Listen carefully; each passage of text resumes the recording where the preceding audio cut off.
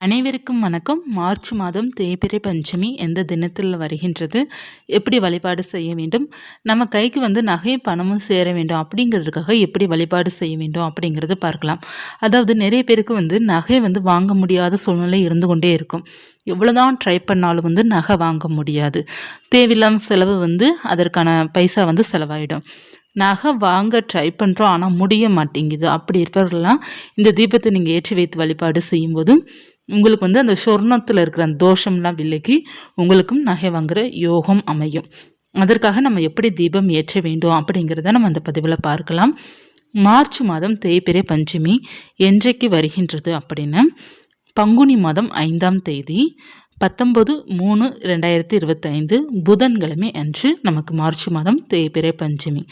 நம் பூஜை செய்ய வேண்டிய நேரம் எந்த நேரம் அப்படின்னா காலை பிரம்ம முகூர்த்த நேரத்தில் வழிபாடு செய்யலாம். மாலை 6:30 ஒரு 7:30 பண்ணலாம். இல்லை இன்னும் கொஞ்சம் டைம் வேணும் அப்படின்னா ஒரு 9 மணிக்குள்ளே, இரவு நேரத்தில் ஒரு 9 மணிக்குள்ளே நம்ம வழிபாடு செய்து கொள்ளலாம்.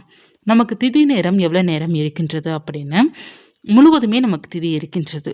அதாவது செவ்வாய்க்கிழமை முதல் நாள் இரவு 8:45 நமக்கு திதி நேரம் ஸ்டார்ட் ஆயிடுது.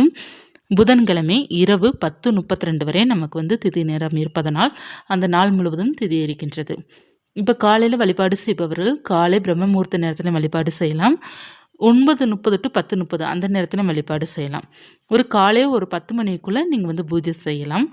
மாலை நேரம் 6 to இரவு 9 மணிக்குள்ளே. இந்த நேரத்தில் உங்களுக்கு எப்போ முடியுதோ அந்த நேரத்தில் வழிபாடு செய்துக்கோங்க. எப்படி நம்ம வழிபாடு செய்ய வேண்டும் அப்படின்னா வராகியம்மனுக்கு பொதுவாக நீங்கள் 5 அகல்விளக்கு ஏற்றி வைத்து நீங்கள் நைவேத்தியமாக உங்களால் என்ன முடியுதோ அதை வைத்து வழிபாடு செய்யலாம். இப்போ நம்ம ஏதாவது ஒரு வேண்டுதலுக்காக வழிபாடு செய்யும்போது ஒரு சில வேண்டுதலுக்காக வழிபாடு செய்யும்போது அந்தந்த வழிபாடு செய்வது ரொம்ப நல்லது. அதாவது கோர்ட்டு கேஸ் இந்த மாதிரி பிரச்சனை இருக்குது, கடன் தொல்லை அதிகமாக இருக்கின்றது அப்படின்னா நீங்கள் வராகி அன்னைக்கு தேங்காய் தீபம் ஏற்றி வைத்து வழிபாடு செய்யலாம். செல்வத்திற்காக வழிபாடு செய்யும்போது நீங்கள் நார்மலாக 5 அகல் விளக்கில் நெய் தீபம் ஏற்றி வைத்து வழிபாடு செஞ்சாலே உங்களுக்கு செல்வம் செழிப்பாக இருக்கும். உங்கள் இல்லத்தில் தானியங்கள் நிறைவாக இருக்கணும். வீட்டில் எப்போதுமே வீட்டில் இருக்கிற சமையல் பொருள் நிறைவாக இருக்கணும். எனக்கு அது இல்லை இதுலன்ட்டு எதுலேயே ஒன்றில் டென்ஷன் ஆகிட்டே இருக்குது. அப்படி இருப்பவர்கள்லாம் பார்த்தீங்கன்னா தானிய தீபம் ஏற்றணும். ஏன்னா நிறைய பேருக்கு சமைக்க நேரம் ஏதாவது ஒரு பொருள் இல்லை அப்படின்னாலே டென்ஷன் தான். அந்த மாதிரி உங்களுக்கு அந்த டென்ஷன் வராமல் இருக்கணும் அப்படி இருப்பவர்கள்லாம் தானிய தீபம் நீங்கள் ஏற்றும்போது உங்கள் இல்லத்தில் தானியங்கள் நிறைவாக இருக்கும். அதாவது துவரம்பருப்போ பாசிப்பருப்போ இல்லை உளுந்தோ இல்லை எண்ணெய் எல்லாமே உங்களுக்கு ஓரளவு நிறைவாக இருந்து கொண்டே இருக்கும்.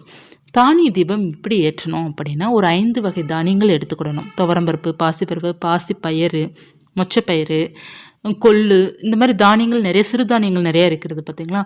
அதில் ஏதாவது ஒரு 5 எடுத்துக்கலாம்.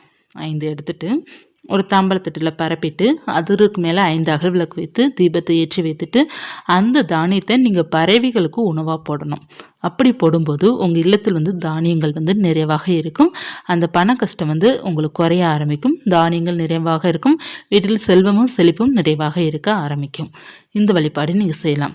இப்போ உங்களுக்கு நகை பணத்தில் ஒரு பிரச்சனை இருக்குது, நகை சேர மாட்டேங்குது, நகை வாங்க முடியல, இப்போ இருக்கிற விலைக்கும் வாங்க முடியல, அப்படி இருப்பவர்கள்லாம் பார்த்தீங்கன்னா நகை சேர்வதற்காக 1 கிராமாவது எனக்கு வாங்கினா போதும் அப்படி இருப்பவர்களும் சரி, இல்லை எனக்கு நகை சேர்ந்துட்டே இருக்கணும், எனக்கு நகை தான் சேஃப்டி, எனக்கு நகை சேர்ந்தாலே போதும் அப்படி இருப்பவர்களும் சரி, இந்த தீபத்தை ஏற்றி வைத்து வழிபாடு செய்யுங்க. நீங்கள் தொடர்ந்து நகை வாங்குவதற்கான யோகம் உங்களுக்கு தானாக அமையும்.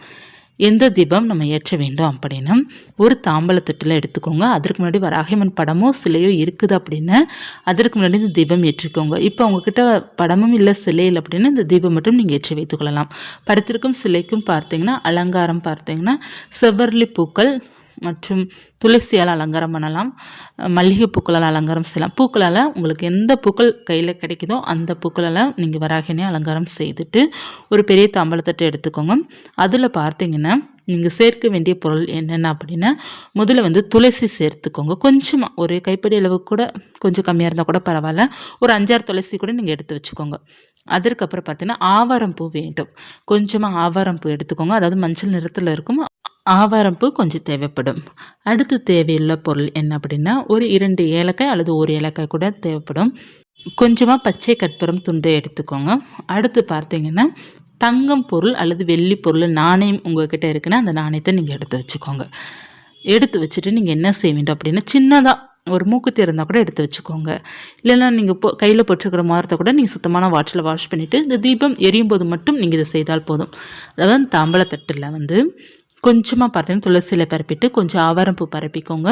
அடுத்து ஏலக்காய், பச்சை கற்பூரம் துண்டு, சின்னதாக தங்கப்பொருள் ஏதாவது ஒன்று நீங்கள் வைக்க வேண்டும். தங்க நாணயம் இருந்தால் ரொம்ப நல்லது. இப்போ தங்க நாணயம் இல்லை அப்படின்னா நீங்கள் ரூபாய் நாணயத்திலே பார்த்தீங்கன்னா பித்தளை நாணயம் இருக்குது பார்த்தீங்களா, பித்தளை நாணயம் ரூபாய் நாணயம் கூட நீங்கள் வைத்தா போதும். உங்களால் முடிந்தால் தங்கப்பொருள் பயன்படுத்துங்க. அப்படி இல்லைன்னா பித்தாளை நாணயம் நீங்கள் வைக்கணும். ரூபாய் நாணயத்தில் பித்தளை நாணயம் இருக்கும், அதை நீங்கள் வைக்க வேண்டும். அதை வைத்துட்டு நீங்கள் வந்து விளக்கேற்றி வைக்கணும். ஒரு அகல் விளக்கும் ஏற்றலாம், 5 அகல் விளக்கும் நீங்கள் ஏற்றலாம். முடிந்தால் நெய் தீபமாக ஏற்றுங்க, அப்படி இல்லைன்னா நல்லெண்ணெய் தீபமாக ஏற்றலாம். ஏற்றிட்டு நீங்கள் வழிபாடு செய்து முடித்த பிறகு ஒரு சிவப்பு நிற துணி எடுத்துக்கோங்க. எடுத்து அல்லது பச்சை நிற துணி எடுக்கலாம், அல்லது மஞ்சள் நிற துணி. இந்த 3 நிறத்தில் ஏதாவது ஒரு நிற துணி எடுத்துக்கலாம். எடுத்துட்டு நீங்கள் வந்து அந்த துளசி இலை, ஆவாரம்பூ, ஏலக்காய், பச்சை கற்பூர துண்டு, சின்னதாக நீங்கள் நகைப்பொருள் வச்சுருந்தீங்கன்னா அது எல்லாத்தையும் சேர்த்து முடிச்சு போல் கெட்டி நீங்கள் வந்து பணம் வைக்கிற இடத்துலையோ அல்லது நகை சேரும் இடத்துல நீங்கள் இதை வச்சிடணும். வைத்துட்டீங்க அப்படின்னா உங்களுக்கு வந்து ஒரு 21 நாட்களுக்குள்ளேயேவும் நீங்கள் ஏதாவது ஒரு நகை வாங்குவதற்கான யோகம் உங்களுக்கு அமையும். அது நாணயமாக இருக்கலாம், தங்க நாணயமாக இருக்கலாம், 1 கிராமாக இருக்கலாம், 1 பவுனாக இருக்கலாம், 10 பவுனாக இருக்கலாம். எவ்வளோ வேண்டுமானாலும் உங்களுக்கு யோகம் எப்படி இருக்கின்றதோ அதற்கேற்றப்போல் நீங்கள் வந்து நகை வந்து 21 நாட்களுக்குள்ளே நீங்கள் வாங்கிடுவீங்க. நிச்சயமாக உங்களால் முடிந்த அளவுக்கு வந்து வாங்கிடுவீங்க. வாங்குறதுக்கான யோகத்தை வந்து இந்த வழிபாடு உங்களுக்கு கொடுத்துடும். அதனால் செய்து பாருங்கள். இப்போ நீங்கள் வந்து இது எப்போது எடுக்கணும் அப்படின்னா 21 நாட்கள் கழித்து தான் நீங்கள் இதை எடுக்கணும். எடுத்துகிட்டு இந்த பொருளெல்லாம் எடுத்து நம்ம வீட்டில் இருக்கிற செடிக்கடியில் நம்ம போட்டலாம். அந்த தங்க பொருளை மட்டும் நீங்கள் எடுத்துக்கோங்க. இல்லை நான் தங்கப்பொருள் எனக்கு வைக்க விருப்பம் இல்லை அப்படின்னா பித்தாளை நாணயம் வந்து நீங்கள் வைக்கணும். ரூபாய் நாணயம் நீங்கள் வைத்தா கூட போதும். அப்படி இல்லைன்னா நம்மக்கிட்ட வந்து நாணயங்கள் இருக்கும் பார்த்தீங்களா, அதாவது லக்ஷ்மியோட படம் வைத்து நம்ம வந்து நாணயம் வச்சுருப்போம், அர்ச்சனை பண்ணுறதுக்கு வச்சுருப்போம் பார்த்தீங்களா, அந்த நாணயம் கூட நீங்கள் சேர்க்கலாம். பித்தளை நிறத்தில் நமக்கு இருக்கணும்.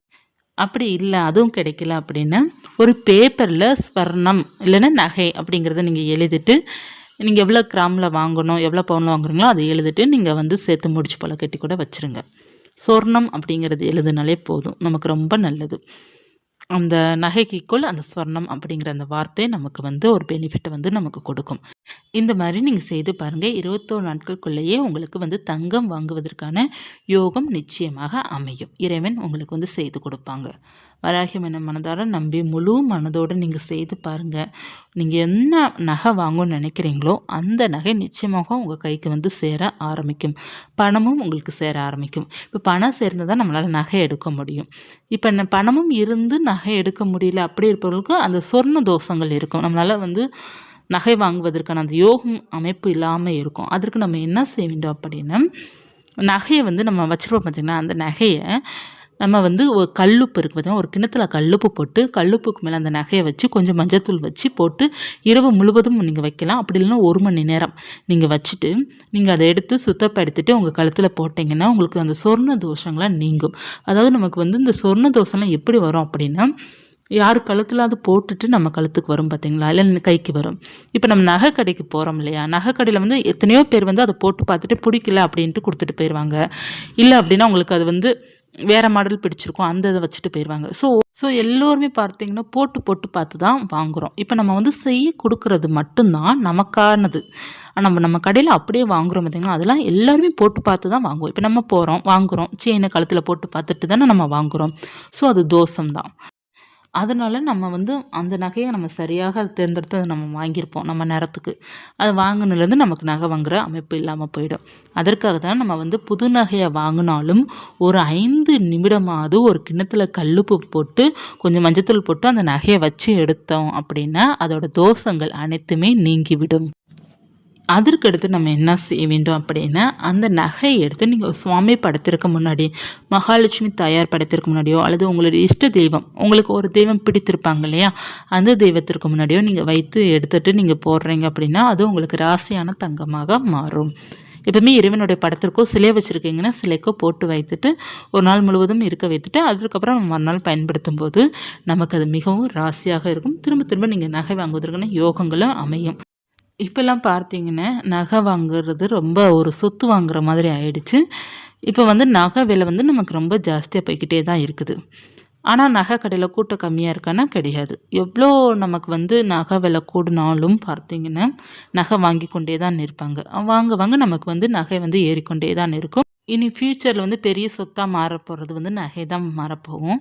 எப்படி நமக்கு வந்து ஒரு வேல்யூபிளான சொத்து வந்து வீடு அப்படிங்கிறது இருந்ததோ, இப்போ அதற்கு 2 மடங்கு பார்த்தீங்கன்னா இப்போ நகைக்கு இம்பார்ட்டன்ஸ் கொடுக்க ஆரம்பிச்சிட்டாங்க.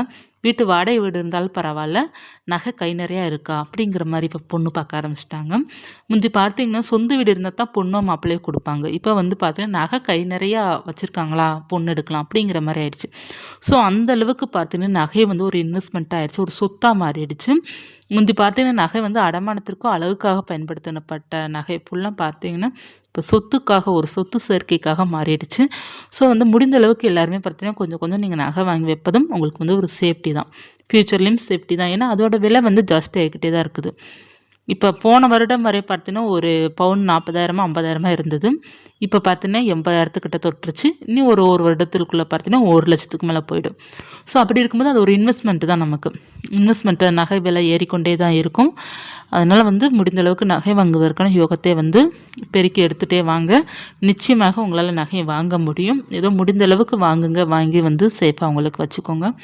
ஏன்னா நகை விலை குறைய போகிறது கிடையாது, அது இன்னமும் பெருகிக்கொண்டே தான் இருக்கும். அதை முடிந்த அளவு நகையை வந்து சேர்த்து வைப்பது ரொம்ப நல்லது. ஏதாவது எமர்ஜென்சி கூட பார்த்தீங்கன்னா நம்ம நகையை வைத்து வச்சுக்கலாம். இப்போ எக்ஸ்ட்ரா நீங்கள் எடுத்து வச்சிங்கன்னா அதை சேல்ஸ் பண்ணி கூட உங்களுக்கு பயன்படுத்திக்கலாம், ஃப்யூச்சரில் பயன்படுத்திக்கலாம். இந்த மாதிரியான நகை விலை வந்து அந்தளவுக்கு நமக்கு போயிட்டு தான் இருக்கும். ஏன்னா இப்போ வந்து ஒரு வீடுக்கு வந்து எந்த அளவுக்கு இம்பார்ட்டன்ஸ் கொடுப்போமோ அதே விட இப்போ 1000 மடங்கு பார்த்தீங்கன்னா நகைக்கு கொடுக்க ஆரம்பிச்சிட்டாங்க. ஸோ நகை விலை எப்போவுமே டாப்பில் தான் போயிட்டுருக்கும். அதனால் நகை வந்து கொஞ்சம் கொஞ்சம் நீங்கள் சேமித்து வைக்கிறது ரொம்ப நல்லது. இந்த பதிவு உங்களுக்கு பயனுள்ளதாக இருக்கும்னு நினைக்கிறேன். இருந்தால் லைக் பண்ணிக்கோங்க. இது போன்ற தகவலுக்கு சேனலை சப்ஸ்கிரைப் பண்ணி வச்சுக்கோங்க. நன்றி.